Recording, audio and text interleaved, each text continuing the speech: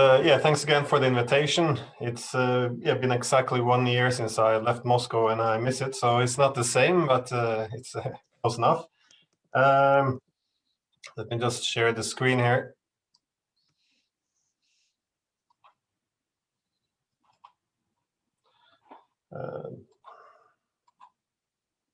Yes. Yeah, perfect. We can see it. Okay, perfect. So yes, as Anastasia Lukashova said, my name is Glenn Diesen. I'm a professor at the University of Southeastern Norway. However, I actually wrote this book while I was still working there at the Higher School of Economics in Moscow for the department of Professor Karaganov. And so the purpose is to present my most recent book, Great Power Politics in the Fourth Industrial Revolution. And the purpose of this book was to explore to what extent the Fourth Industrial Revolution influenced geoeconomic competition between the great powers. So first, we can define the key concept here, which is obviously the Fourth Industrial Revolution. And the Fourth Industrial Revolution entails technologies that integrate with the physical and the biological world. So obviously automation is not a new thing. However, with the development of artificial intelligence, we can automate the cognitive and with various forms of robotics manipulate the physical world. So to paint that picture, I believe it was Bill Gates who defined the Fourth Industrial Revolution as when computers will be able to stand up and engage with the physical world, thereby merging the two. And to a large extent, that's what we're seeing at the moment, at least in the early stages. So technology has an immense influence on both economics and politics, and tends to be a bit of a black box, though, in terms of how it impacts. And the world now will, to a great extent, be restructured as these digital technologies are able to conquer industries that previously was reserved for the physical world. So this process will reorganize both social, economic, and political structures of states, and thereby also change how great powers cooperate and compete. Evidently, exploring how any industrial revolution impacts great power politics implies a very complex method, as technologies affect all aspects of life, which suggests a very wide-ranging influence on great power politics. So industrial revolutions cause socioeconomic and political upheaval domestically, and they also alter both the geoeconomic and the military competition between states in the international sphere. So again, as mentioned with this black box, it does have many influences, which makes the method quite complex and difficult. But I take this neoclassical realist perspective on great power politics as I look at both the domestic and the international, as states must mobilize their internal resources to wield power in the international sphere. So in the neoclassical realist tradition, domestic politics, how I see it, is an intervening variable between the balance of power and foreign policy. So for countries that only prioritize modernizing their economies and neglect the socioeconomic disruptions internally, they will likely find that internal instability impedes their ability to act as unitary actors in the international system. So case in point, we can learn from some of the mistakes of the United States.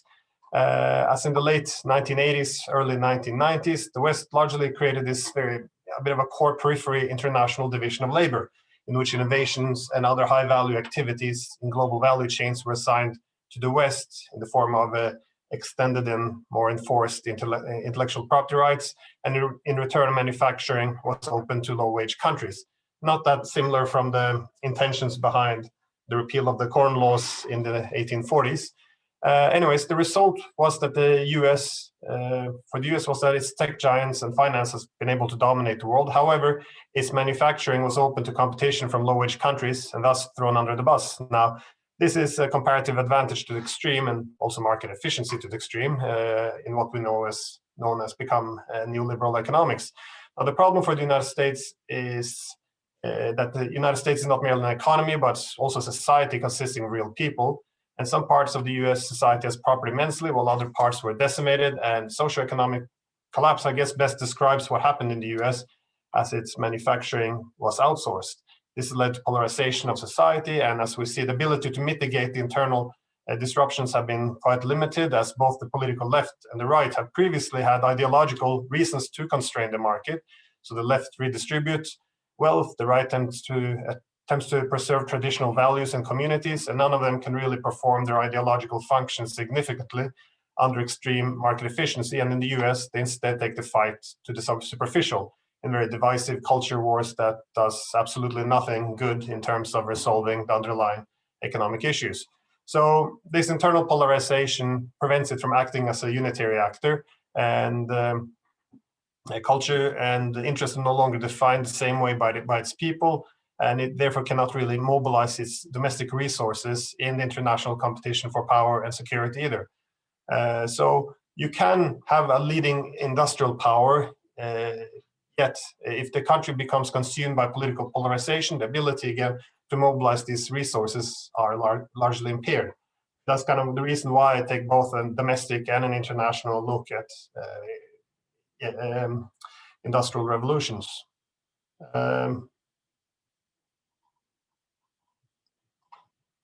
So in the book, I present the concept of economies of scope to highlight the concentration of economic power in this industrial revolution. So obviously we had economies of scale, evidently since the second industrial revolution, but both the international and the domestic is disrupted by an immense concentration of economic power. So we tend to speak of economies of scale, which asserts that with high fixed cost and low variable cost, there are incentives for mass production, which then becomes a driver towards monopolization. This plays into the concept of comparative advantage, as each commercial actor are incentivized to specialize on one area as a way to maximize efficiency. And this is why we have the complex supply chains, openness for liberal economics, and well, effectively our format for globalization. Now, the economies of scope suggest a vertical as well as an horizontal integration of industries that seemingly have very little in common. So digital giants are integrating entire supply chains of their own industry, but also the digital competitiveness in one industry offers competitive advantage in another seemingly unrelated industry. Now, the reason for this is that economic development in the years to come will more or less entail artificial intelligence plus any industry, and that becomes an area for economic improvement. Now, the digital companies that run our search engines, emails, and social media initially began expanding with digital solutions as alternatives to services in the physical world, such as mapping services. However, the fourth industrial revolution is different, as the expansion is now into the actual physical world. So your email provider is therefore building your self-driving car and transforming transportation, reinventing the financial industry with new payment system, currencies, and this concept of banking without banks, producing your products with automated production and 3D printing, smart agriculture, growing the food, and medical industry also being transformed. So we have smart cities, Internet of Things, transforming everyday products, and also your search engine is also building the automated drone armies of the future. So it's more or less integrating a vast variety of what was previously not related industries. So the economies of scope, therefore, result in integrating, contracting, as well as repatriating supply chains. Now, case in point, there's many to pick from Google to Amazon, but again, Amazon could be an interesting one, as they began with e-commerce, which then incentivized them to automate warehouses for greater efficiency with robotics. With the same technologies, you can automate grocery stores, which then ends up in a very different industry. Constructing drones, automated delivery vehicles, which takes them further into the logistics, improving or developing security systems, new payment systems to bring it in-house. And again, now, I think, if I'm not mistaken, Amazon is still the largest provider of cloud services, while the leader Bezos then expands further into the media, Pentagon and CIA contracts, into space exploration. So effectively, this concept of comparative advantage put on its head, where instead of focusing on one thing, the competitiveness derives from more or less doing everything. We can see more or less the exact same trend in China, but more interestingly for this conversation, I guess Russia, where we also see similar trends, where, for example, your search engine, the main one, Yandex, has moved into the tax industry, food delivery, e-commerce, mobile phones, artificial intelligence, self-driving cars, payment systems, et cetera, et cetera. So very much embracing this economies of scale concept by integrating what was seemingly unrelated industries. The most interesting aspect, nonetheless, I would argue in Russia to perhaps be Sberbank, as one of Europe's largest banks that's also becoming a tech leader in some areas, thus integrating AI and digital industry with the financial industry. So again, this kind of embraces this concept of economies of scope, and and we see therefore that the previous international division of labor becomes disrupted under the former format for globalization. That is, high-tech states that previously offshored their production in order to focus on the high ends of global value chains. We see they can now, to a greater extent, begin to reshore manufacturing.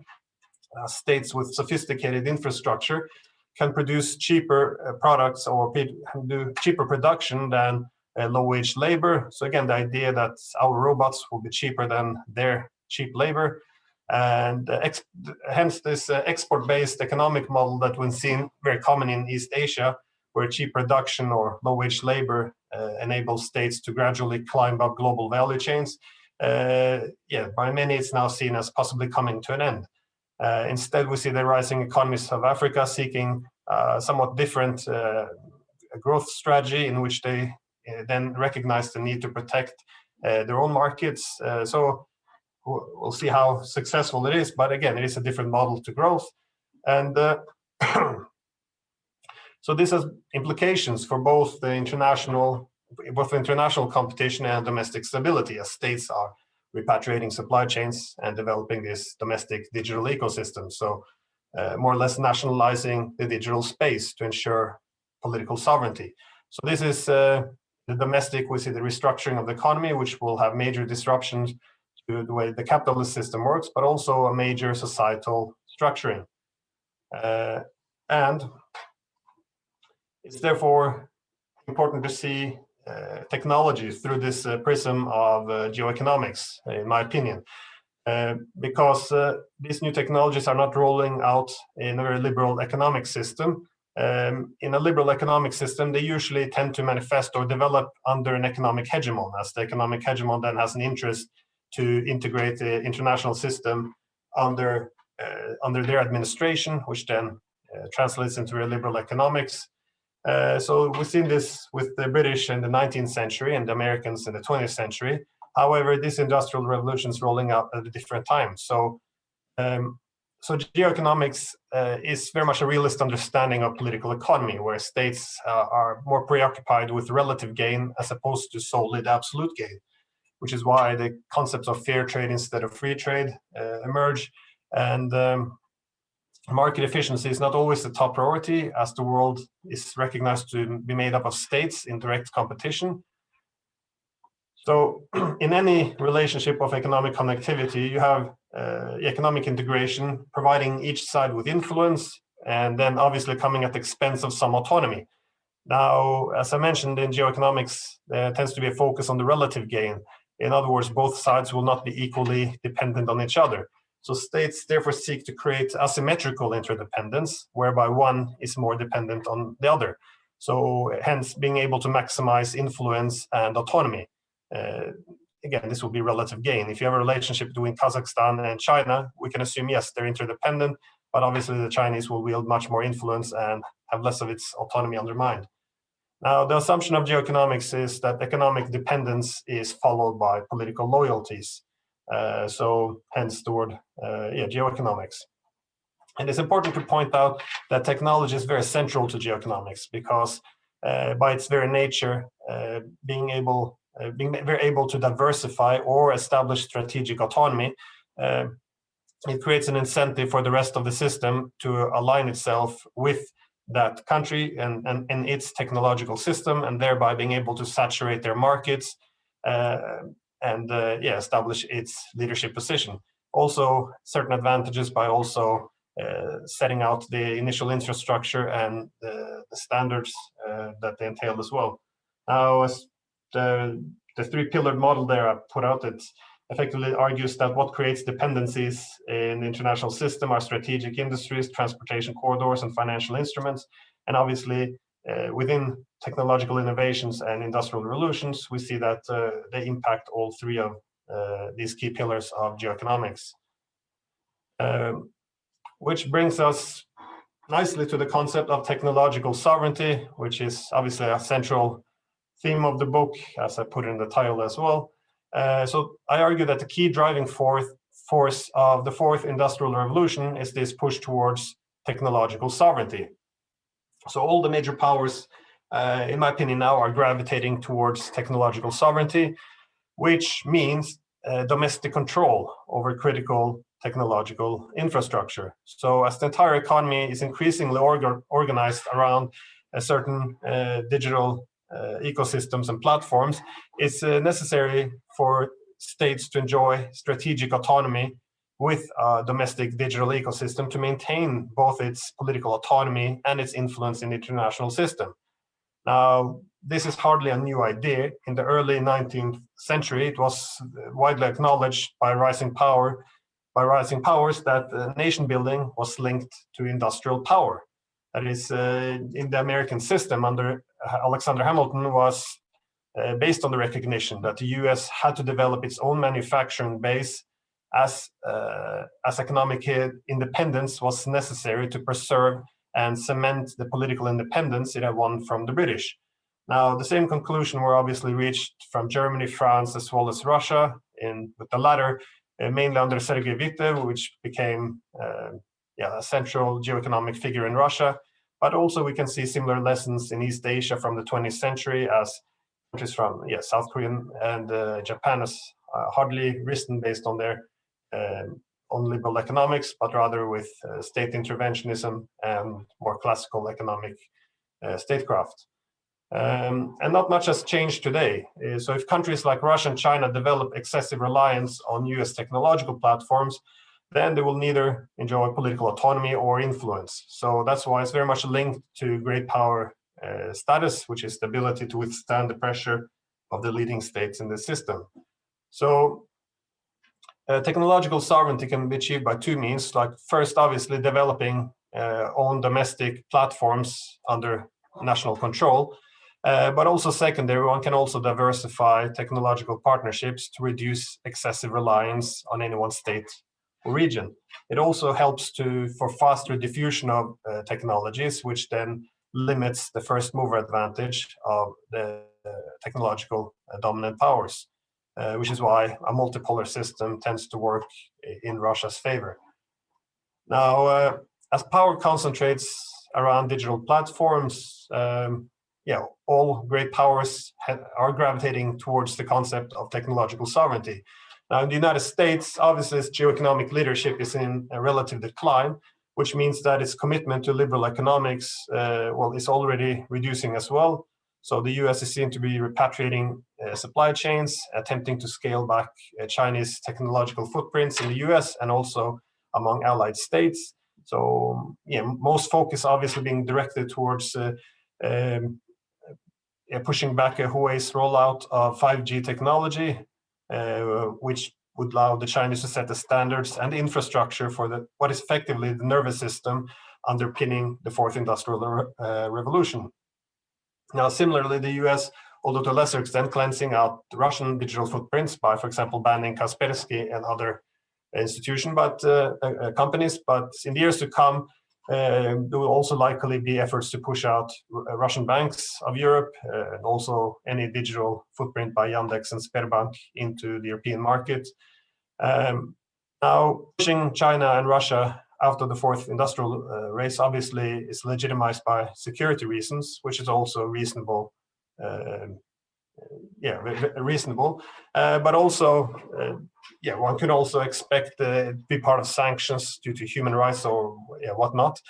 But security is also the reason for why Russia and China will continue to decouple from US digital platforms, as in all spheres, from mobile phone operating systems to the entire national internet with RUNET or ChinaNet, thus attempting to reduce their vulnerability to US economic coercion. So Indeed, the economic coercion from the United States and the more adversarial status has even, one can argue, given China and Russia a certain advantage. Unlike the Europeans, they have already realized a long time ago the need for technological sovereignty to avoid this kind of coercion. And well, if we move on to China, obviously they're also very much leaning towards technological sovereignty as they're surpassing the United States. All leading digital platforms in China are now Chinese, and they are also now exported, pushed out in other countries. And China is looking at almost full technological sovereignty, at least in the direction now, by pursuing also, well, filling in the gaps, such as the semiconductor industry. As again, this is another vulnerable spot as the US attempts to cut off supply of computer chips to target Chinese tech companies such as Huawei or ZTE to knock off its rivals. And so the race to repatriate its supply chains are also occurring in China, and Chinese technologies are very much the source of autonomy from the US, but they're also a tool for influence around the world. So case in point, the rise of Chinese technological power presents very much a dilemma for the Europeans. That is, if they want to remain competitive, then they must align closer with China. And you see this logic, for example, with the partnership between Audi and Huawei. If you keep your political loyalties too strong to the US or the West in general, then you will undermine your own economic competitiveness and become less significant. So it is this underpinning logic that political loyalties do follow the economic dependencies. So as Chinese technological leadership strengthens, I would actually expect the Communist Party of China to possibly become the greatest advocate of free market capitalism, not because of some deep held beliefs, but rather because it enables tech platforms to saturate foreign markets. So again, ideology largely being a reflection of market power.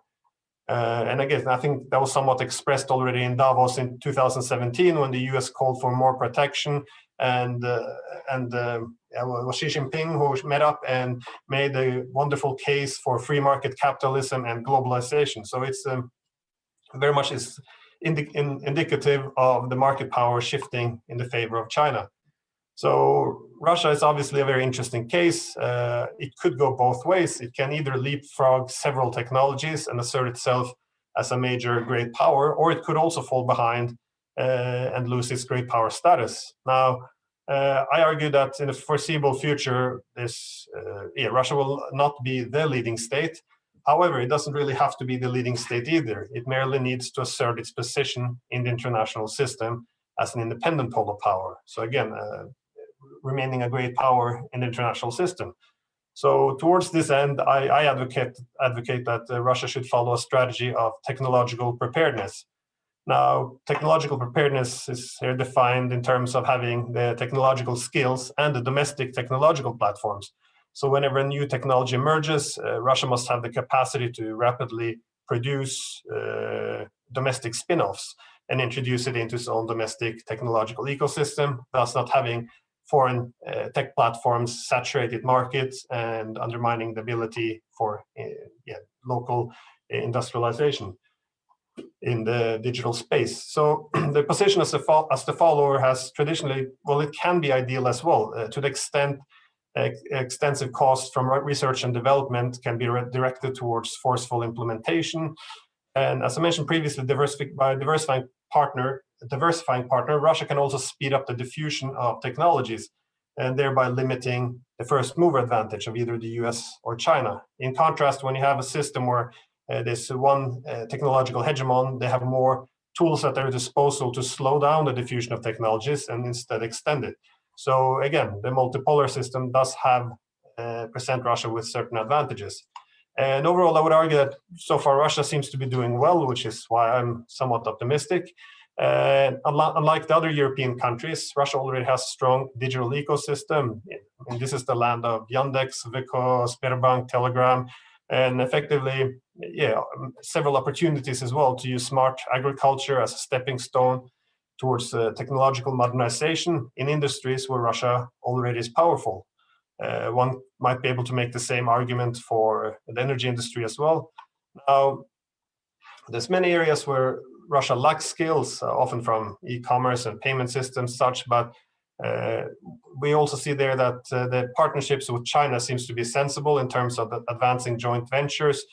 Russia can up its technological skills, but still hold a majority share within whoever operates in Russia. So ideally, though, it would be ideal for Russia to link itself also closer by diversifying with countries such as South Korea as well, where Russia will be less vulnerable to unfavorable power asymmetries. So anyways, my point is simply that Russia doesn't have to be the best. It only needs to avoid excessive reliance on a more powerful actor with technological sovereignty and diversification of partners to withstand pressures. So again, back to the concept of technological sovereignty being very much imperative to preserve its position as an independent pole of power in the system.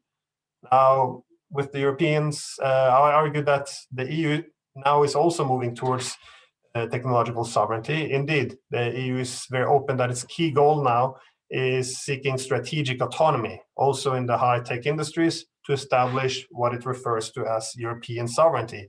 Now, this has been defined as the President of the EU Council as its leading goal, not just one goal. And it must be noted that what a complete ideological reversal this is, because for the past decades, the EU has advanced these post-national, post-sovereign ideals, and now it is literally seeking to establish autonomy and sovereignty as its leading strategy. So again, also leaning more and more now towards technological sovereignty.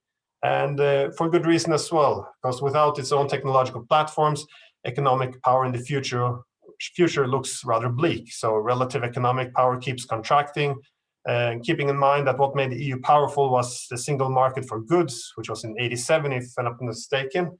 And the EU really needs a single market for digital systems as well. So unlike China or Russia, the EU doesn't have its own Google or its own Amazon or in any of its own major platforms. So furthermore, the EU can also, the question is whether or not the EU can remain a sovereign region. It's motivated by similar reasons as China and Russia. The Europeans have already been vulnerable to the US extraterritorial legislation by using the US dollar and payment systems. And it can also therefore, to increasing degree, be compelled to follow US unilateral policies or be sanctioned.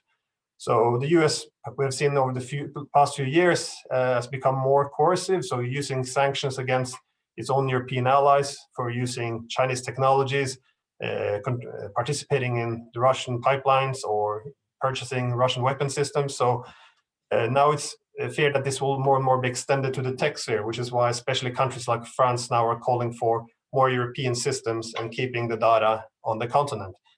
But it's not just the United States. As China's geoeconomic power and technological leadership grows as well, they're also becoming more and more comfortable using economic sanctions against states not granting it full access. So effectively, this idea of nationalizing the digital space is not that of a radical idea. I would point out that Adam Smith and other free market advocates also recognize that critical infrastructure that is necessary for national security should be under national control and not exposed to the market.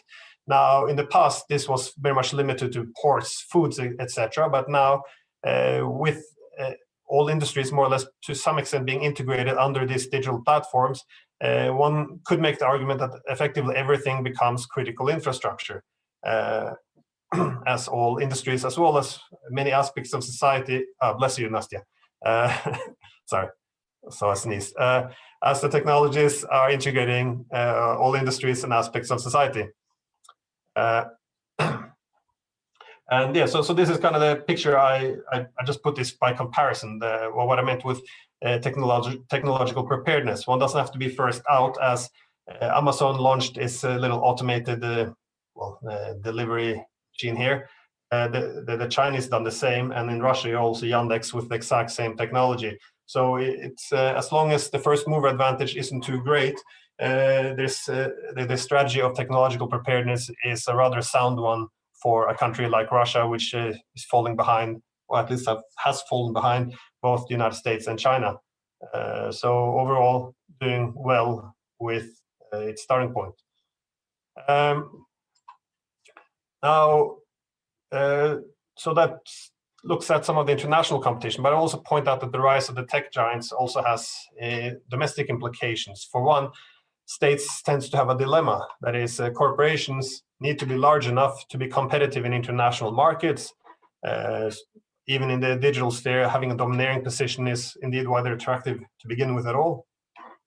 Yet they also have, if they're too powerful at home, they will also become rival to the government and be able to dictate policies. So again, it's what is the solution? I guess in China, I looked for very colorful and provocative pictures here. So well, in China, the state has great control over companies, while the US companies have great control over the state, thus becoming more or less a corporate state as the companies are asserting power over the government.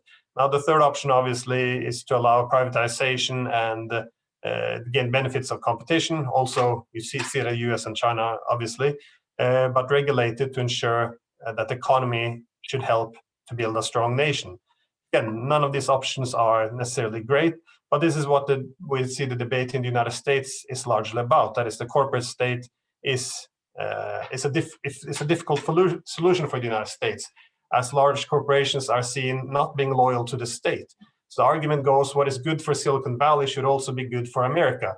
And so problems have been at Google have been working closely with China while they refuse to work with the Pentagon. So the argument is they should have more national loyalty. So stop cooperating with China and start working with the US. Now, this can obviously be done indirectly by providing big government contracts, thereby at least pretending there's free market decisions behind it. But some are now obviously calling for breaking up the tech giants, but that would undermine their international competitiveness. Others are calling for nationalizing them, but this obviously has the problem of what kind of state you're going to have with all this power. So in the US, it's also problematic that powerful tech companies get involved in the polarized political system. So we're currently watching how these powerful tech companies are aligning themselves with the Democratic Party against the Republicans. So you have these free market Republicans calling for the nationalization of tech giants, or alternatively breaking them up. So I guess for Russia, this could all seem very familiar because Russia had a similar experience before. That is with the oligarchs controlling the energy wealth, thereby being able to dictate policies to the state. And then when these oligarchs went abroad to the US and UK, it even became a national security threat. So the solution there by nationalizing the energy companies and setting up these national champions close to the states have been able to align these things, to have these large companies capable of competing in international markets, yet still not undermining the state, but rather aligning economic interest with state interest. So to some extent, this economic model can be replicated in the tech industry. Indeed, large tech companies such as Yandex are supported by the state, although with the new legislations, especially over the past 2 years, it seems to it limits foreign ownership as this is correctly recognized as critical infrastructure. At the same time, we see partnerships between private companies like Yandex and state-owned Sberbank, which then set certain limitations. And again, pointing out again that Sberbank in itself is becoming a major actor. So there's no very clear, pure form in terms of what we're seeing evolving. But either way, we see that there is a growing role for the state, and this will have present many challenges, especially for countries like Russia, where many people are very critical of the idea of a more assertive state after enjoying plenty of liberties over the past decades now. So, but we see what often previously was more common to dismiss, which is the concept of authoritarian advantages. Now, in the race to develop artificial intelligence, you really need two components. You need a lot of data and really good computing power in order to process it. Now, authoritarian countries like China can extract pretty much everything there is of data, and they can also experiment with things such as payment systems without worrying too much about legislation, as they can always very easily reverse decisions. So you do see this advantages, if you want, by not having the same restraints. One. So, another major problem to the domestic sphere we're finding is this so-called, the great socio-economic disruption. I took the great transformation from Polanyi, ripping off his work a little bit. But so we're effectively opening up an ideological question of the 20th century, which is not to be too cliche, but who should own the means of production? So I'm not pushing an ideology, but automation was largely recognized as a challenge across the ideological spectrum. I mean, among the free marketeers, you had people like David Ricardo, who recognized that the challenge of machinery, that the machinery increased productivity, and increased productivity, Ricardo recognized, would not be shared equally with labor. So the more productive machinery became, Ricardo observed, the more wealth would be concentrated in capital, which is why we find some limitations on free markets in capitalist society as well, with the use of trade unions, but also capitalist countries with well-developed laws against monopolies. Now, John Maynard Keynes was also obviously worried about the imbalanced relationship between capital and labor. And of course, this was a central theme for Karl Marx, as the capitalist system was believed to destroy itself due to the inability to cope with technological advances, as capital would increasingly assert its dominance over labor. Capitalism seemed to have wasn't a good role from the Second World War to the 1970s. It was seemingly this very harmonious relationship between technological innovation and reward, especially in the United States. So as new technologies rendered previous manual tasks redundant, workers were tasked with more complex responsibilities that entailed higher skilled and higher wage work. That was often also safer, it was less physical challenging, also more rewarding. So both productivity and wages and meaning increased, leading to this golden age of capitalism. However, since the 1980s, heightened efficiency of technologies has almost exclusively decoupled productivity from labor, so resulting in the concentration of wealth in the hands of capital to a growing extent, to which point now it seems rather unsustainable. Now, if you look at the tech giants today, their revenue is many times higher than that of traditional industries, and they hire fewer people as well. So this imbalance between capital and labor gives rise to this modern feudalism of the gig economy. And also the pretense of capitalism appears already to be fading, as states have been on almost 0% interest rate for more than a decade, and Wall Street seemingly completely decoupled from Main Street. Sorry. So we have this problem now of creative destruction, in which one set of technologies make others completely redundant and entire professions redundant. So the destruction of professions and communities is very destructive, and obviously the adjustment can be very destabilizing. I'm not a neo-Luddite arguing to smash technology, but it is important to recognize that this is a problem. And this time the creative destruction appears to be different. So the question arises, what happens if these people can't find new jobs and you have possibly permanent unemployment? Now, how many people will lose their jobs alone in the transportation industry, for example, and where will they go? Will all former taxi drivers be programmers? So in my opinion, too many jobs will disappear across too many industries, and there's simply not enough new jobs coming along. So, so this is also a problem in the current neoliberal economic system, as everything is more or less valued by the market.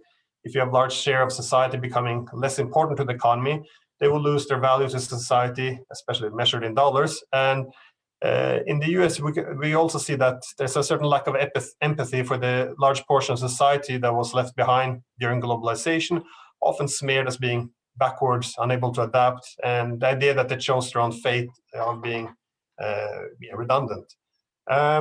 So economic intervention, more or less, is necessary. It's not a political left or right thing. Rather, when a large portion of society is no longer stakeholders in preserving the status quo, there's an inclination towards political radicalism, as there's a more willingness to experiment with alternatives if you have, again, nothing to lose. Which is why there will probably be more experimentations with solutions such as universal basic income.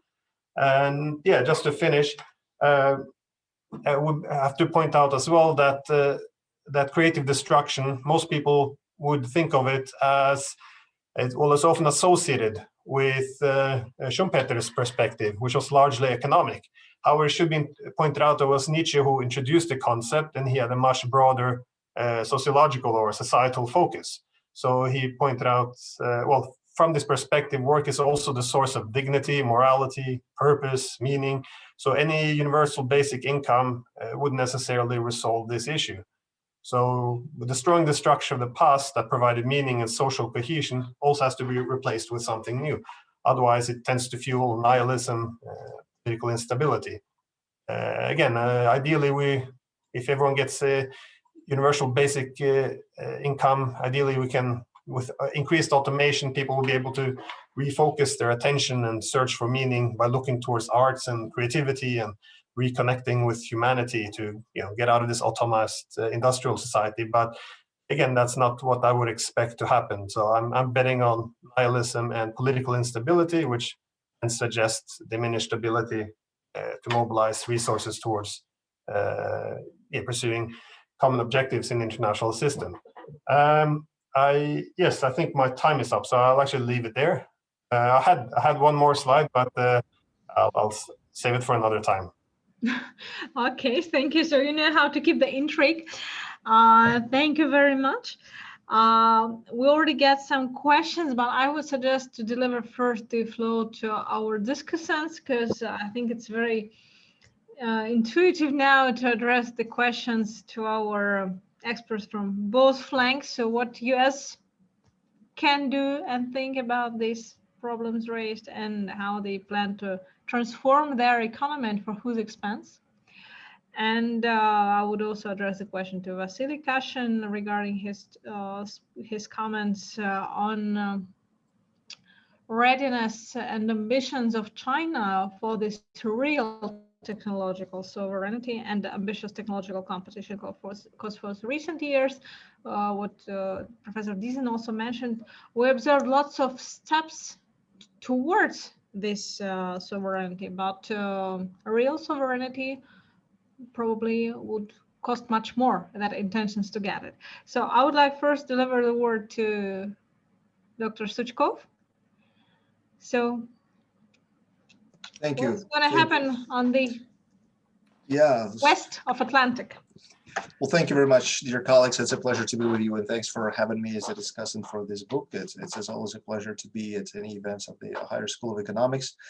And congratulations to our author for the release of his book. And what amazed me actually about this book is just there's so much stuff packed into a relatively kind of short volume, but it's very substantive and tons of things to think about.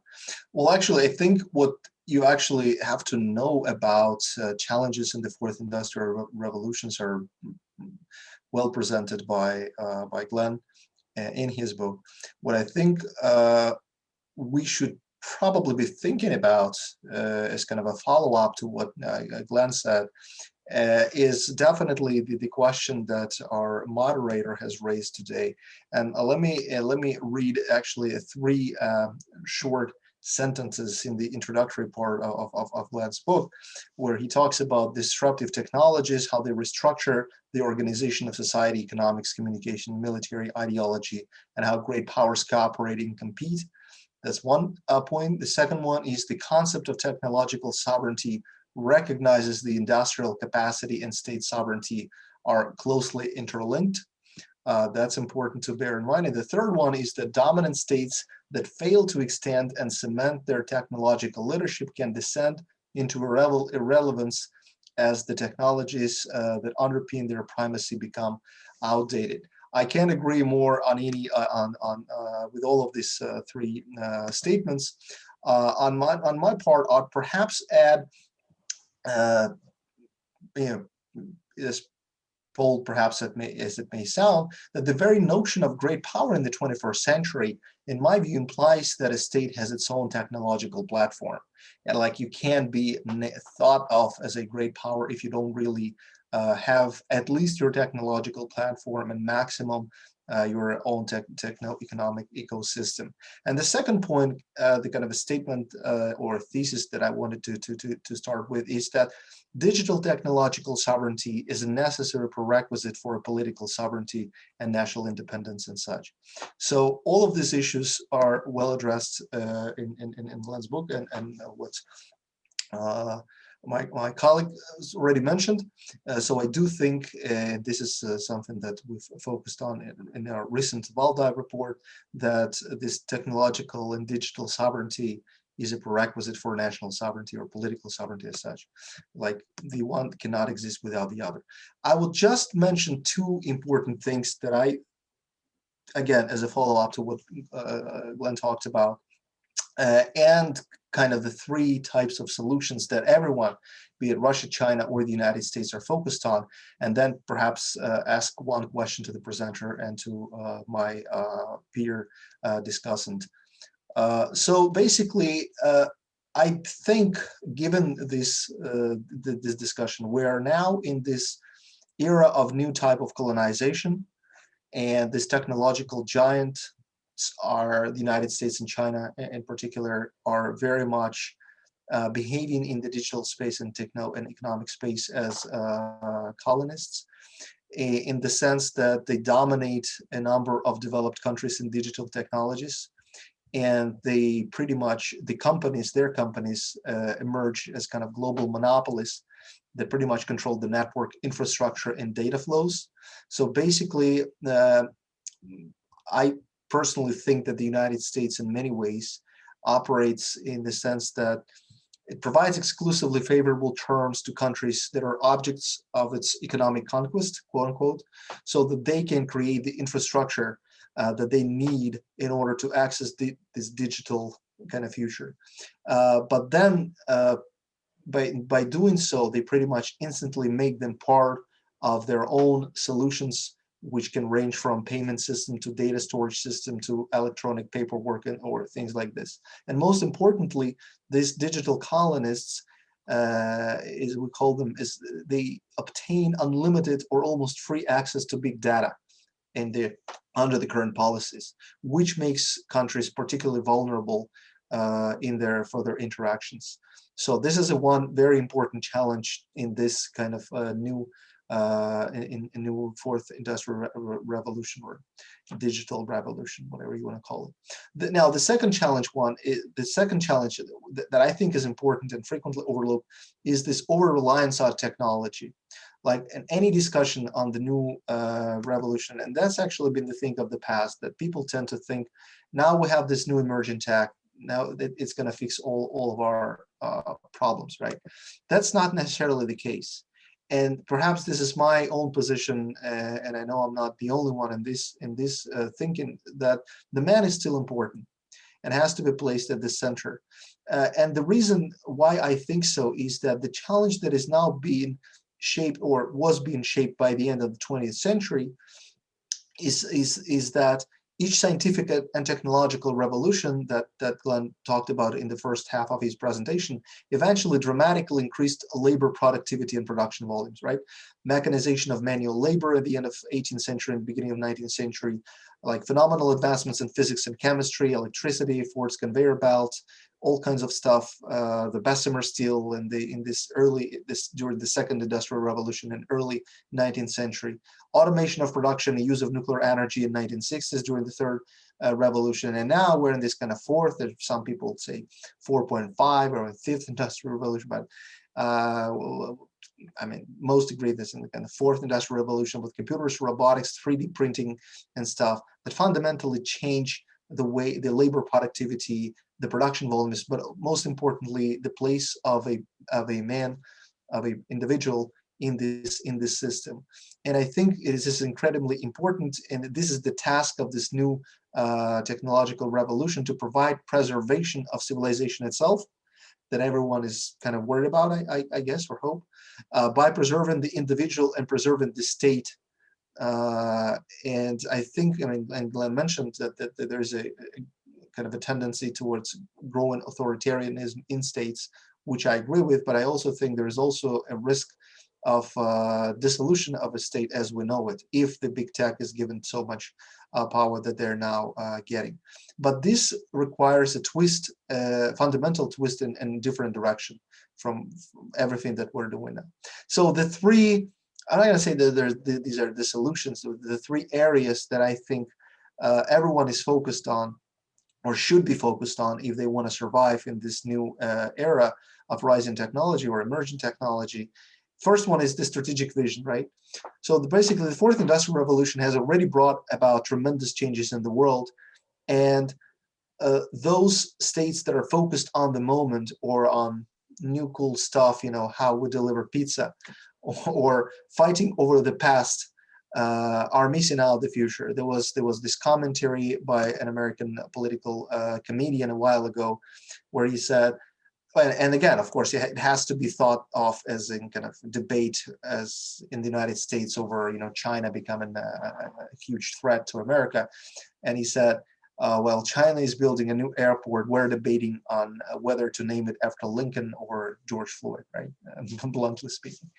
If you're focused on the challenges, and this is, of course, important elements of national identity and many other things, but if the point here is that it's important not to miss out on the future.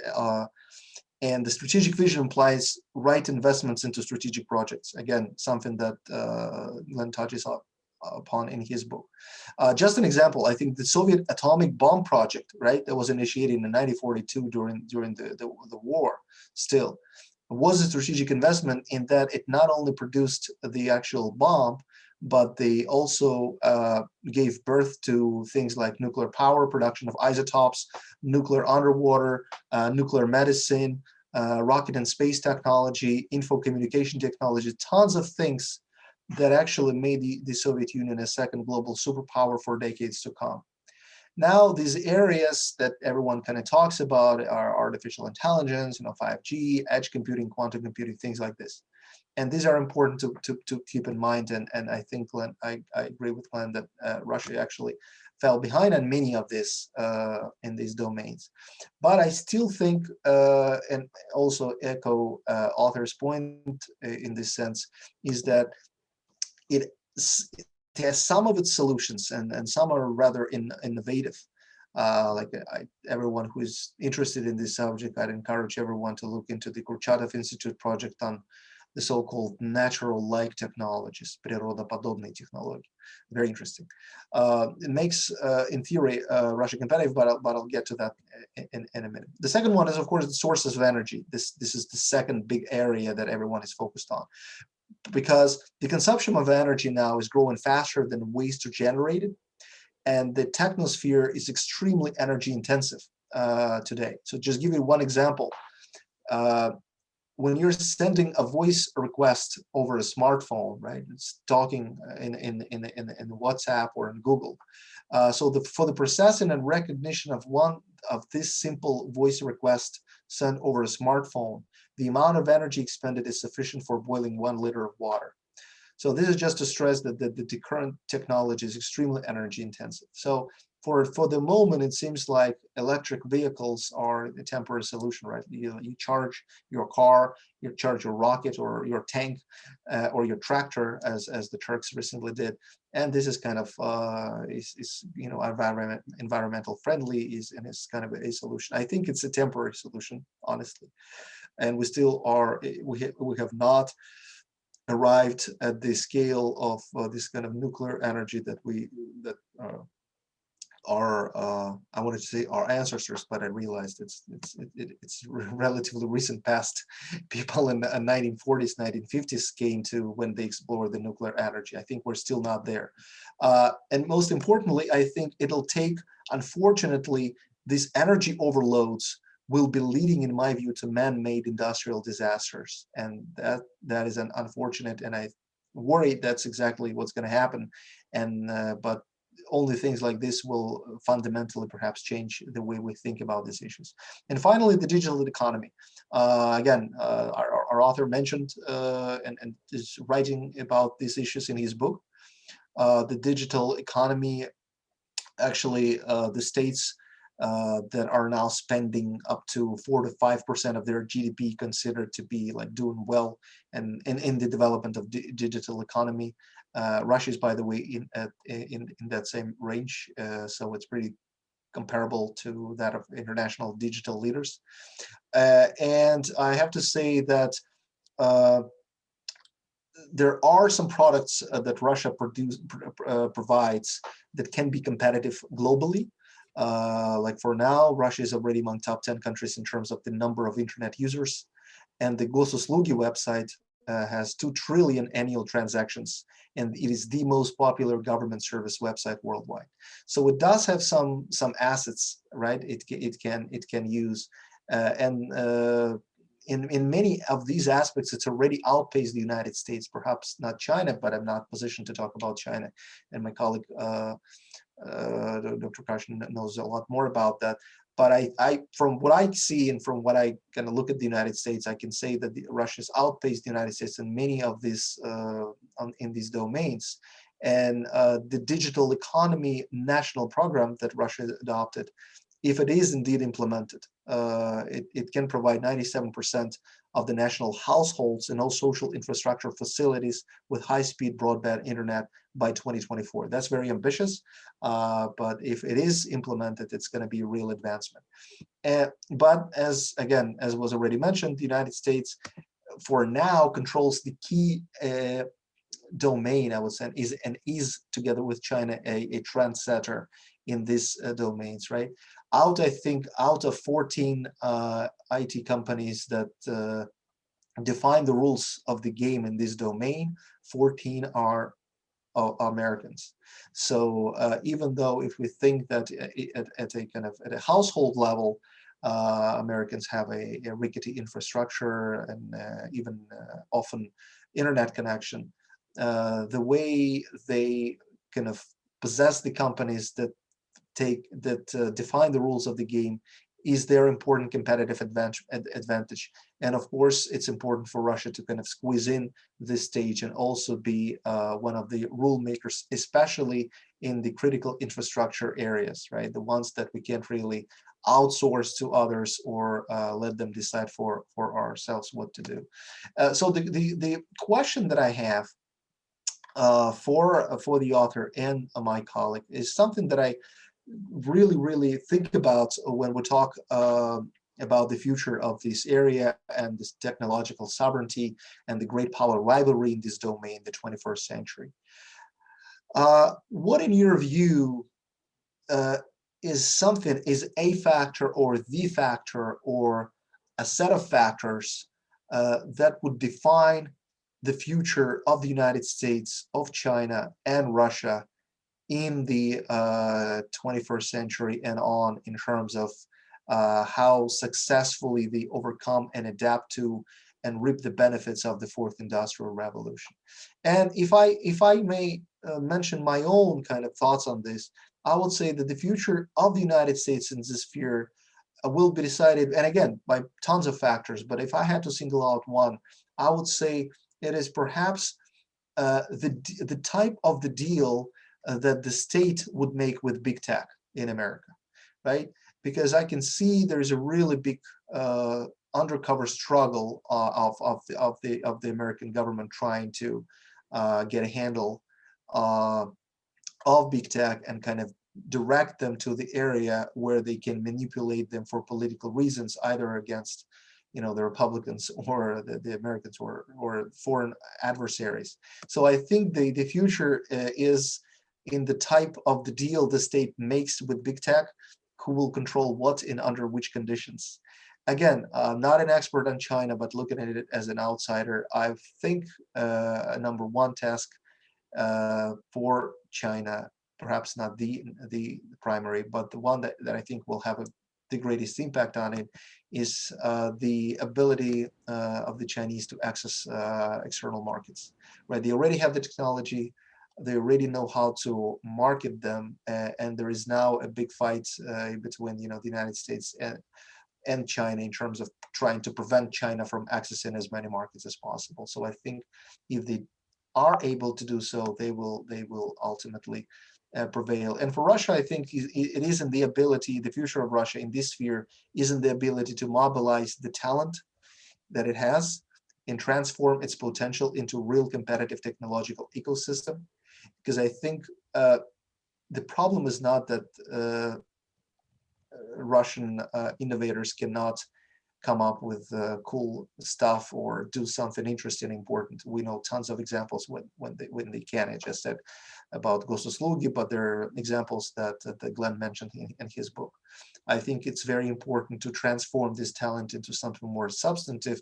And here I think perhaps would disagree a little bit with Glenn in that I don't think Russia for now has its own in a sovereign technological ecosystem. It has a number of platforms, but it has not yet developed a sovereign ecosystem because in my view, it is not just something that Russia can use, but other countries can use and that Russia can promote to other countries for their use. But yeah, I'll end here and look forward to our further discussion.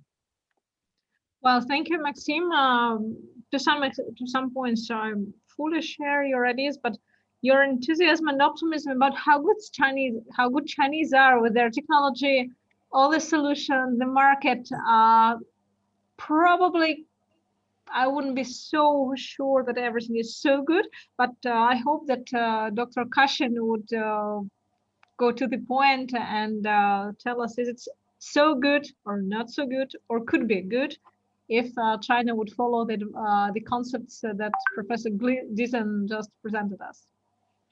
Dr. Kashin, please. Okay, thank you very much.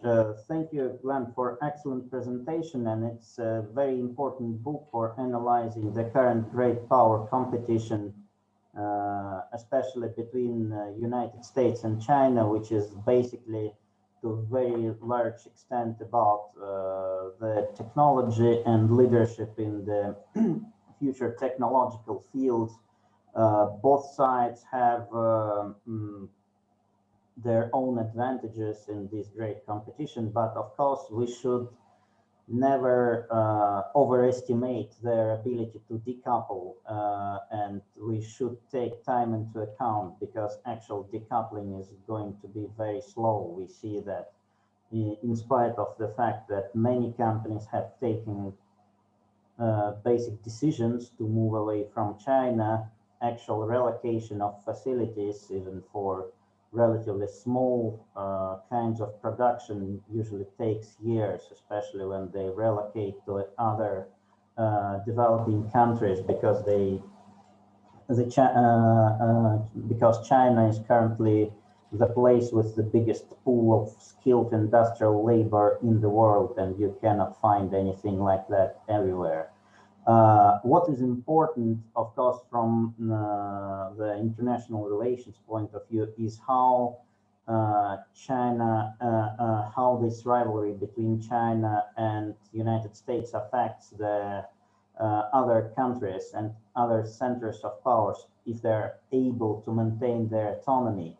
And you mentioned that the European Union has its own ambitions towards technological sovereignty. Of course, European leaders have made a lot of statements about that, but what we see in reality and what we could see last year, for example, is more of Europe turning into a kind of battleground between China and the United States, with both American and Chinese politicians pressuring the Europeans to ban Huawei from their public bidding, or to allow Huawei, or to use this kind of technology or another, to use one kind of vaccine or another. We saw a major diplomatic battle in the end of the last year about the comprehensive investment treaty between China and the European Union and Americans. Both outgoing President Trump and President-elect tried to convince Europeans to postpone that, and the Chinese used every effort to conclude negotiations before the end of the year, and that was to significant extent about the Chinese ability to purchase the European technological assets. So, to your opinion, isn't it more likely that Europe, instead of becoming a center, is becoming the most important battleground for the new competition? Because, of course, from the point of view of potential, Europe is the greatest market. It's huge economy. It's center for many high-tech industrial activities, major technological center. But because of the political weakness, an ability to coordinate, concentrate resources, and adapt, all these advantages, in fact, turn Europe into a major prize in the current great power competition. And we see that the two sides are increasingly using their tools to split the European unity, recruit their own supporters within the European Union. And I think it's especially important for Russia, because Europe still is, and for foreseeable future will be, our key economic partner, to understand and adapt to this new trends in the development. If one side wins in Europe, or they continue to tear the European unity apart, it all has great consequences for Russia. From another point of view, of course, it's important, I think it's interesting to discuss the key advantages which are important for the outcome of the current competition.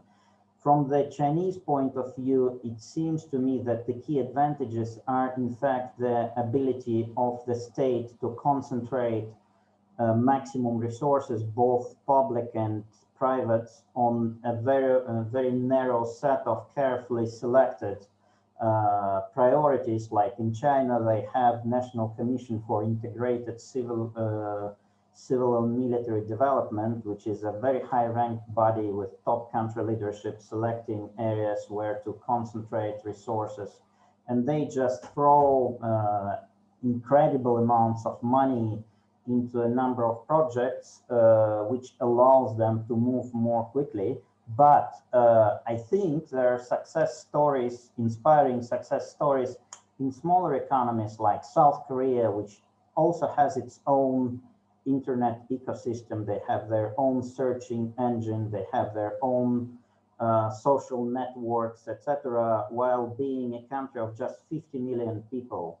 And that probably also an example that even in a smaller country, when you don't have billion of consumers, you still can achieve a lot to move towards your technological autonomy. And maybe I think a country which is at very early stage and maybe is just making first steps in this direction is Turkey, at least if you look into some of their defense industrial aspirations and some dual technology development. So this concentration is the key factor, and it gives a huge advantage, of course, to authoritarian regimes or semi-authoritarian regimes. Another issue is the ability to manage the social outcomes of this modernization. And what we see in China is that they clearly identified this as their priority, dealing with social consequences with this new development stage, and that is done by simultaneously pursuing very aggressive policies in education field, very large-scale social initiative, creating, improving social protection nets, and also just requiring to maintain certain level of employment at the political level, even if it means artificially creating jobs using resources taken from somewhere. And it appears to work, at least to some extent, in China now. And it seems that that is something which is not possible in the US, which could by itself probably decide the outcome of competition in the longer term, because one side will be capable to maintain internal political stability and the other will not. So I think these are, it's also interesting to know if, what do you see, how do you see the possible outcome of this battle from this point of view? And of course, the revolution brings a lot of transformation into the future of warfare. First of all, the movement towards not the remotely operated combat systems which we have now, like UAVs, but to fully autonomous combat systems, lethal combat systems like aircraft, especially, would give a lot of opportunities, will of course change the defense economics, because we'll obviously move from the very top-end expensive platforms like common 4th and 5th generation fighters, they wouldn't be needed anymore, towards more expandable systems which would be cheaper, technologically simpler, but would have software as their key component, but also that would create a lot of opportunities for operations in the gray zone, like something like that we even have now when you officially sell your combat UAV to another country, but it's being operated by your military personnel using satellite data link, and basically your people are deciding whom to kill. Yes, but in the future, if you are able to officially transfer a robotic system, robotic combat aircraft to someone, and it starts to be used to, it's officially sold, but the locals in reality just maintain the system, and you are the one who controls the programming, that would in fact enable you to conduct undeclared war against pretty much everyone if you possess the technology, and that would bring some new aspects into this interpower competition, probably would be used by everyone. So yeah, so this is a very exciting period of for international relations, and it would be interesting to see this competition in the coming period. Yeah, thank you very much. Thank you very much. Thank you, Dr. Kashin. Thank you to all the speakers. We already get some questions, and as far as the time is shortening, I would like to deliver the word to address the questions to our participants. First, I see the hand by Igor Makarov, the head of Department of International Economy of Faculty of World Economy and International Affairs. Dr. Makarov, please, the floor is yours. Thank you very much, and thank you, Glenn, for the very interesting presentation and the book, which I unfortunately didn't read, but I want to do it in future. But your presentation was very fascinating.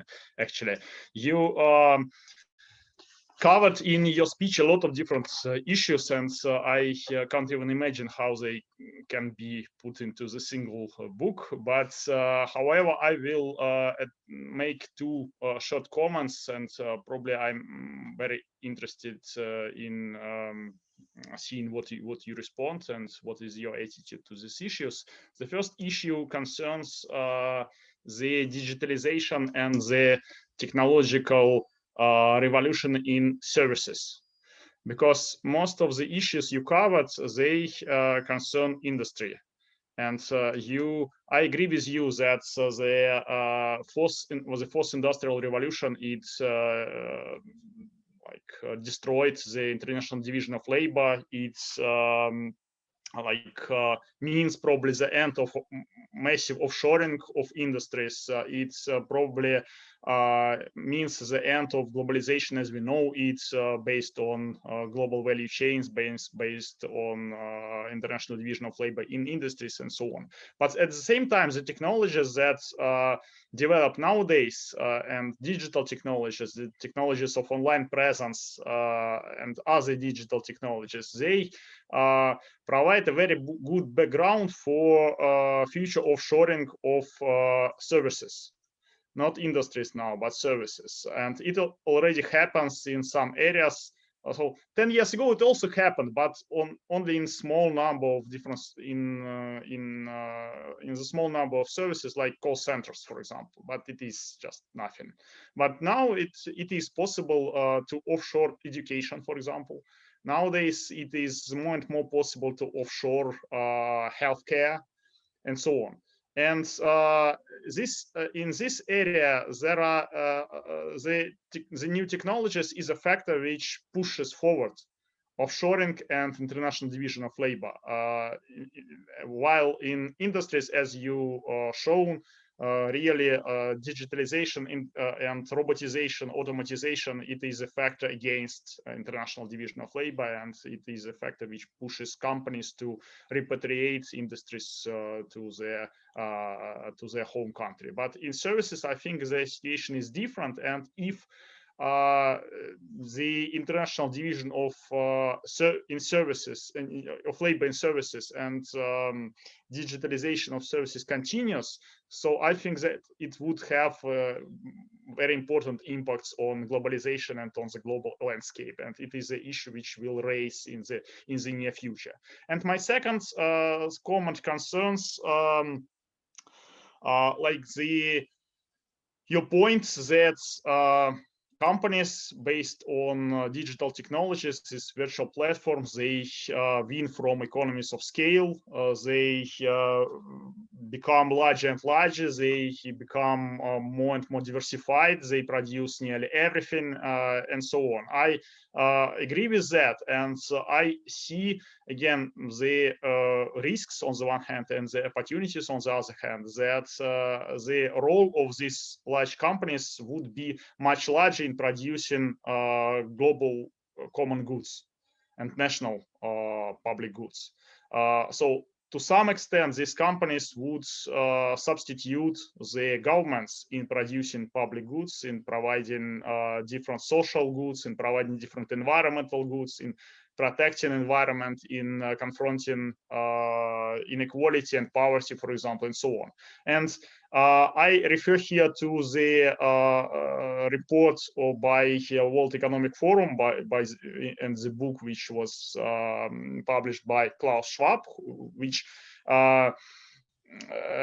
really promotes the idea that companies should take all these functions that previously belonged 100% to governments to themselves.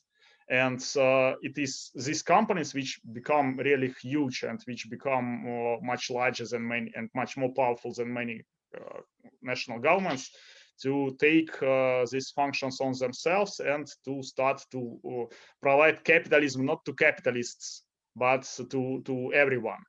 So on the one hand, it sounds a bit like crazy because it contradicts the very nature of capitalism and the very nature of business.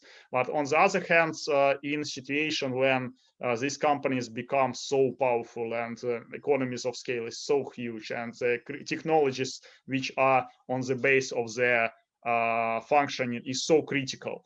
So on the other hand, it seems a bit logical to develop the ideas into this direction. So I wonder what is your attitude to these ideas, and to what extent these huge companies which form the ecosystems and which become really critical for the existence and functioning of any country and any national economy and any social system should take different social and environmental functions and functions of provision of public goods which previously belonged to the government.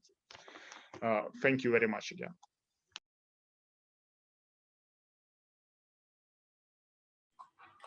Thank you, Gordon. So nice to see you again as well. Glenn, please. Sorry? Please answer. Oh, yeah. No, well, I to a large extent agree with the assessment on services, that they might actually present more opportunities as opposed to challenges as opposed to productive goods. That being said, even as the example suggested, call centers are being automated these days, so you do have that position available. But I thought education is obviously a good example, something we already see. However, one could argue that the call centers and the education more to some extent belongs to the third industrial revolution, as it's taking place within the digital space. It's not directly manipulating the physical. On the other hand, there's some big gray zones between the two, so I wouldn't put my foot down on that. Regarding though the development of yes, this Klaus Schwab, his desire for having large corporations, handing over responsibility to corporations. I guess this goes back to a more generic question within geoeconomics, which is the idea: are we, states with economies or economies with states? And a key problem, I guess, would be in the past, the state was seen as a guarantor of social goods, being able to deliver these collective goods. And there's probably more reasons to be pessimistic if this is handed completely over to corporations. So also it goes back to a little bit what I think Max was referring to as well, which was the idea that the state is more equipped to deal with the public good. And again, that's why I've been quite sympathetic towards the discussion they had in the United States, which goes back to this idea that what's good for Silicon Valley should be good for America, that it's not, they're not an isolated hub, that they're actually part of the country, which makes a lot of sense. And I guess, therein lies the problems. To what extent, otherwise you can argue to what extent is this sees as being a real country if simply the major industries will simply go where the money is. If there is no national loyalties, then why wouldn't Silicon Valley align itself more with China and away from the United States, as Google has on many occasions? That's why I also wanted to draw the parallel to the oligarchs in Russia in the 90s, which kind of pointed out the need to nationalize critical industries and infrastructure. I want to just quickly touch on what Vasil Kashin as well pointed out, because I did have an entire chapter in there. If it wasn't complex enough method, I did have a chapter as well on military power, because it is related to geoeconomics. The whole idea of geoeconomics suggests that with growing economic connectivity and more destructive military weapons, also giving a defensive advantage, this is what incentivizes states from extracting political power from economics instead of military power. However, I also make the argument, the problem in this fourth industrial revolution is there's incentives more for decoupling, which is the problem of technological sovereignty as well. If there's a less economic interdependence, and in contrast, new technologies are also providing clearly offensive potential to new weaponries. And this has been also concern raised by Kissinger, that fearing the status of nuclear weapons as a defensive weapon might be undermined. If this is where the technologies are moving, then obviously there's possible shifts away from geoeconomics again to growing focus on military weapons. Now, I guess to Russia's advantage, it's its military is probably one of the main areas where you have these advancements, which has excelled in developing artificial intelligence and incorporating this into its military. So the Russian military seems aware of this, but obviously it's very unpredictable once, not looking at the states, but the technologies. Once there's technological advantages given to offensive weapons as opposed to defensive, you have big problems.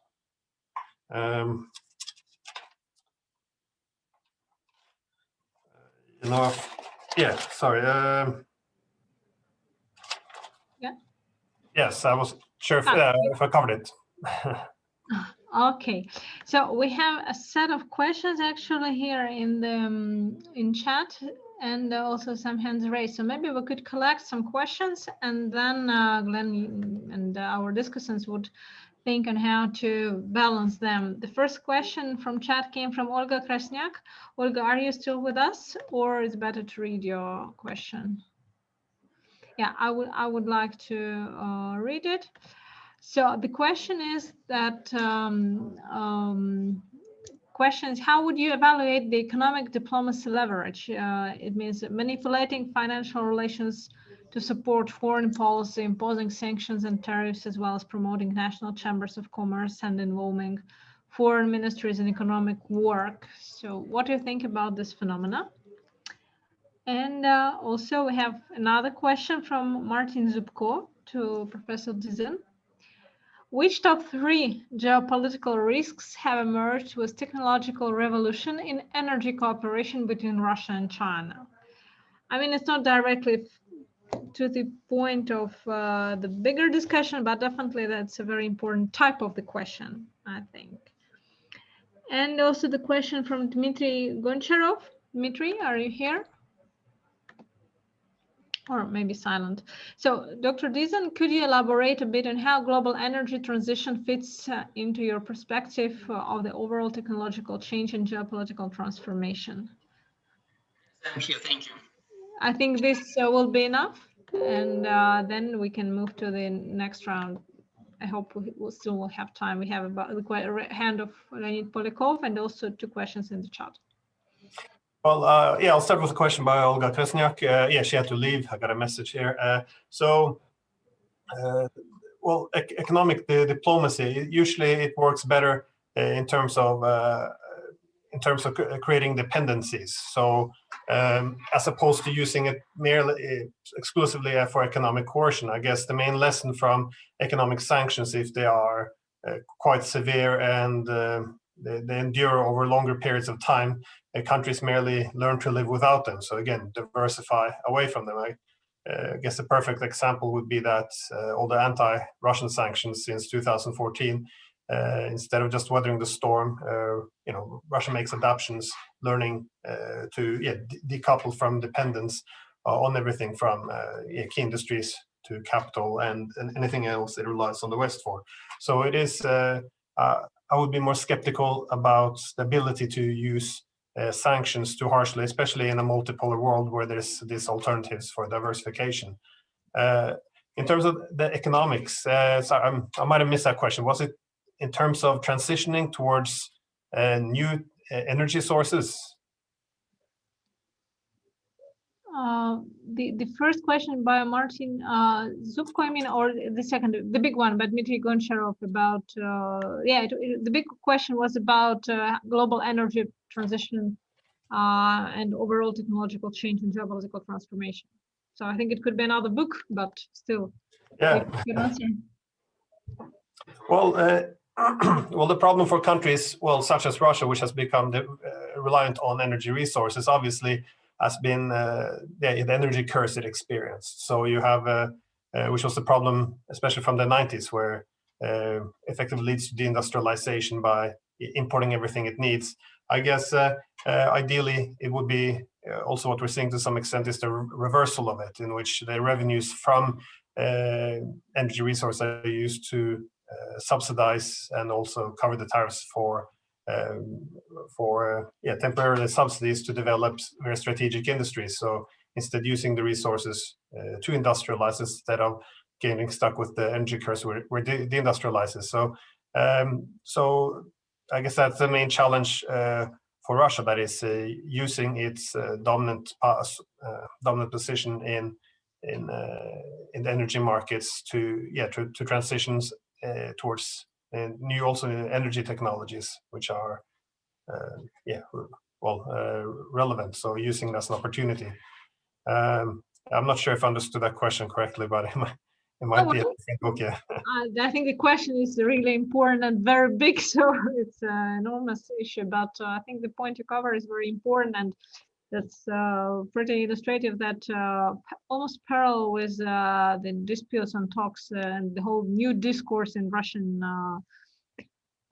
media about Green Deal of EU and new taxes. We observe also the rise of ideas about, and now we can sell hydrogen, and now we can be a very important player on the rising energy market. So I think these are two very parallel processes.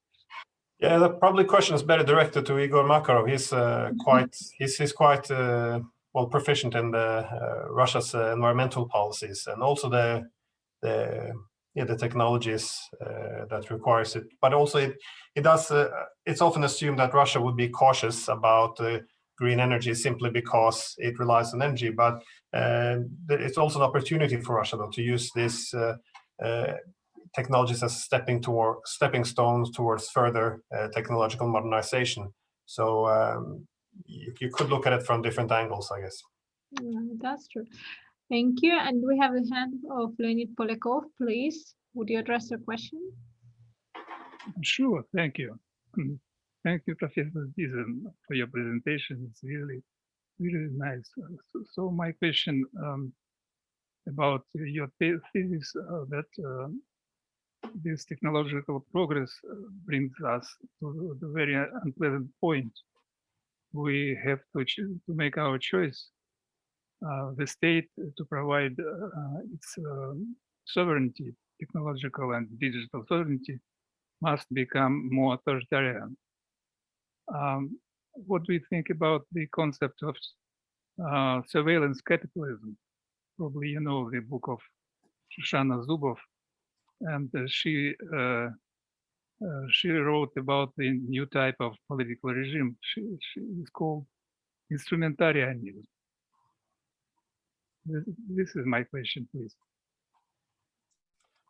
Yeah. Okay. Thank you. Yeah, actually, I do cite her work as well as this is a problem as well with. As I mentioned in the talk, part of the artificial intelligence derives from not just from good computing processing powers, but it also derives from access to data. So it's this economic incentives for, well, I guess, gathering as much data as possible, which also leads to this surveillance capitalism.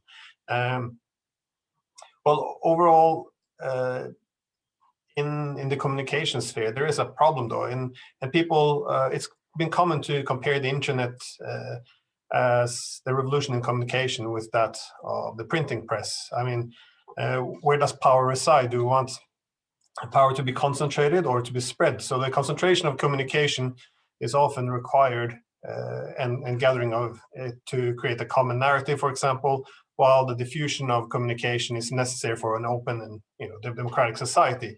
So again, and there's usually a need towards a balance here. And at first it was believed that the internet, for example, would democratize communication, which was seen as just kumbaya, like it was going to be great. But then who set the national narrative? And this is part of the problem. We don't actually have the same media anymore. We don't have the same stories. We don't tell the same narratives. And the information space is effectively fragmenting, causing a lot of tensions. So the natural impulse by the state is obviously to take control over the information space.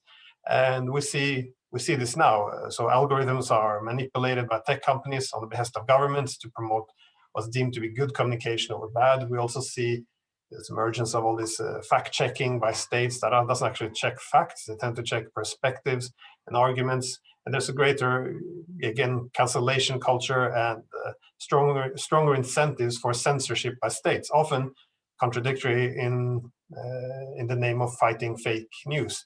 So, so my point is that these two new technologies are creating pressures for authoritarianism, but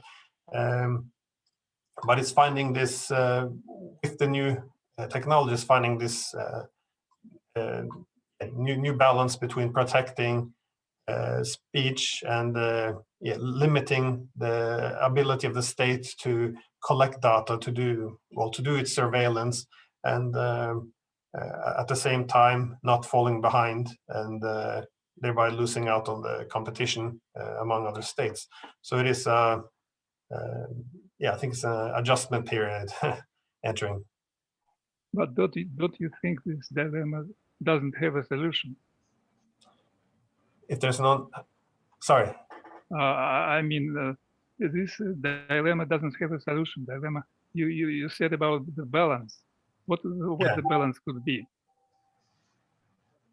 I don't have a good solution for how to fix this problem, and I guess it will be more nationalizing the information space, and I guess that falls under the category then of technological sovereignty as well. You see this, also in a lot of Western countries. So the more and more skepticism towards foreign media, for example, and because you have effectively three components in any conversation. You have the state and its people, but then you have the third variable of foreign powers as well. So managing the relationship between the state and its people in a balanced way becomes more complex with this third variables of foreign powers. So I guess the first impulse of many states will be to limit the influence of foreign media, foreign influences. And well, the way I see it, this is been intensifying at least over the past few years. It is a it's a good question, because I think how will we get a balance between the ability of the state, which does need to impose some kind of common narrative, and make sure like one country has a shared story or shared discussion, or at least read the same media, and what you have now with the fragmentation of the information space, people sitting with vastly different perceptions, having very different discussions, and indeed being completely contradictory in many ways. So I don't have a solution yet. Okay, so well, if you have no solution, maybe you'll have answers for other questions. I think we have about 10 recent minutes. We have a question in chat from Nicola Contesi. Would you like to address on your own, or should I read? Well, in this case, I would probably read. And the idea is that one of rather unstable balance of powers, not simply between great powers, but between public and private power, which is much reminiscent of pathways to war in the 20th century. And the question is it the way to be the guest of Vladimir Putin's address at the World Economic Forum this year? And what kind of outcomes do you imagine from this emerging scenario? This is the first question, and I also would like to give a floor to Grigory Kalachigin to address his questions, and I think we'll be out of time for other questions. Grigory, please.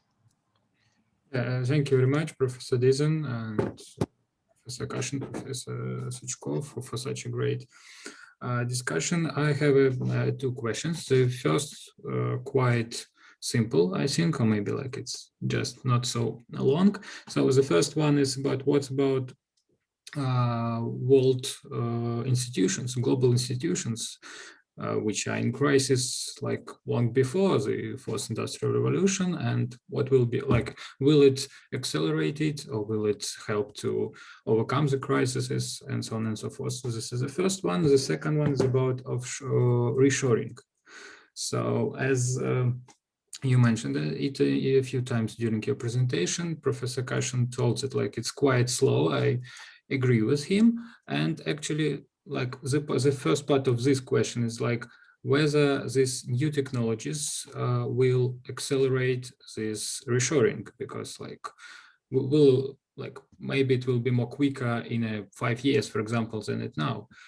And the second part of the question is also about reshoring. Like reshoring means, like from the general perspective, that it is like developing countries will be lose some amount of foreign direct investment, and it of course can cause economic decrease, in these countries. So will the fourth industrial revolution cause some kind of economic disruption in developing countries, or it will be not such a usual reshoring, because a lot of companies, as I know, like at least American companies, don't want to go from China, or even if they go from China, I mean, if they reshore from China to to US or other countries, they still they still have some factories, let it be factories in China or in nearby countries to provide products like products to China, because it's a quite big increasing market. So what do you think about it? Like, will it be some kind of classical reshoring, or it will be, I don't know, some kind of illusions that like half of it will be reshored, or maybe not half, but like some parts, and like a lot of companies will still be for Chinese market or for Asian markets and so on and so forth. Thank you.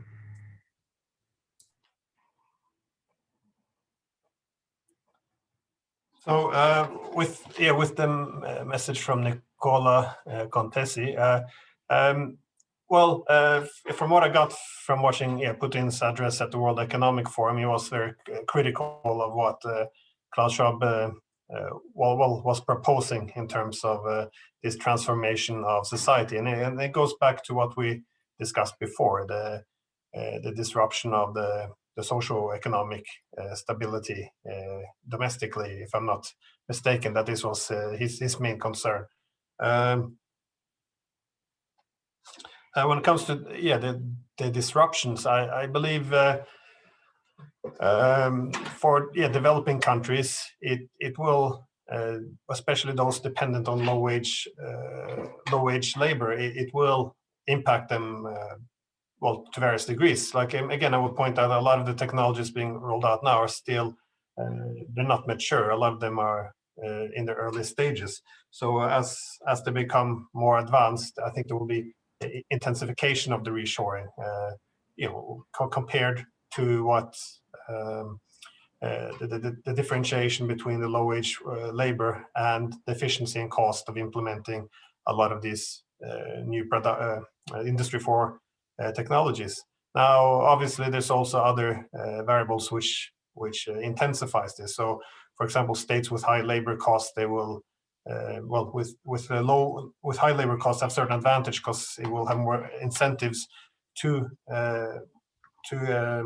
automate a higher level. But you will also see poor states pouring in money for subsidies to offset the advantage, if you want, of low wage labor, to set incentives in place for automation. But in Southeast Asia, there's been plenty of studies there, only in garment industries and other very low wage occupations which are easy to automate. They will have to change some of the economic model, because a lot of these economic models have been based on the so-called export-based development model, in which begin with the low quality products and then gradually climb up global value chains. It's difficult to do so when low wage labor, which has been established as a strong competitive advantage, once this loses its once it loses a lot of its attraction. Also, it has to be pointed out within the international markets, economic modernization tends to go in two ways. You can either give advantage to transportation. For example, in the 1950s, when container ships came, that had a huge influence on improving transportation. There's not much you can do anymore to reduce the prices. You have automated ports and such, but otherwise, technology tends to lean more now towards local production and to a lesser extent towards transportation. So I would expect, an intensification of the disruption once these technologies begin to mature. Okay. Grigory, is it enough? Yeah, and like, thank you very much. But like, can we expect it in a near few years? How do you think, like, because the globalization or like other movements, it's have this different speeds. So can we see it in 2 years, or will it be? I mean, when it will be really accelerated, or will it be in about 10 years, for example? I mean, it's just like your perception, and like the maybe I missed the first question about global institutions. Will be they affected by this fourth industrial revolution or not? Thank you. Again, I would be careful to make time predictions. Again, it is difficult to predict also because these technologies by the very nature are about exponential growth. So it is, I would be careful to set a timetable on it. But the overall trend is this current intensification of technological sovereignty. So decoupling from foreign external digital platforms, which will require to a greater extent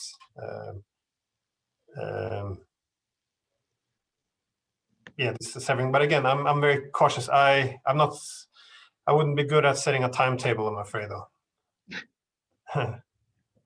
Okay, Glenn, but I hope that in any case you already had a timetable for new books to write, because me and my colleagues have really enjoyed the presentation and really eager to I got some questions into the chat to read the book.